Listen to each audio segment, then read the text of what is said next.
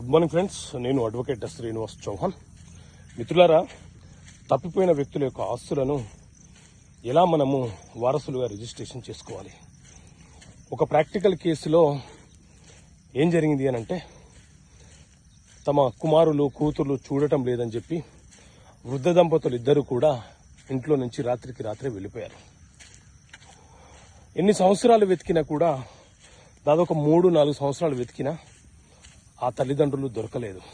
మరి వారి పేరు మీద ఉన్న ఆస్తి మనము ఏ రకంగా రిజిస్ట్రేషన్ చేయించుకోవాలి అనే ప్రశ్న మొదలైనప్పుడు, ఎప్పుడైతే మనకు సంబంధించిన వ్యక్తులు తప్పిపోతారో ఆ రోజే మనం పోలీస్ స్టేషన్లో కంప్లైంట్ ఇచ్చి ఎఫ్ఐఆర్ నమోదు చేయించాలి. వెళ్ళిపోయిన ఆ వ్యక్తులు 7 సంవత్సరాల వరకు తిరిగి రాకపోతే చట్ట ప్రకారంగా దానిని సివిల్ డెత్గా పరిగణిస్తారు. కాబట్టి ఎఫ్ఐఆర్ను ఆధారంగా చేసుకుని న్యాయస్థానంలో డిక్లరేషన్ ఆఫ్ సివిల్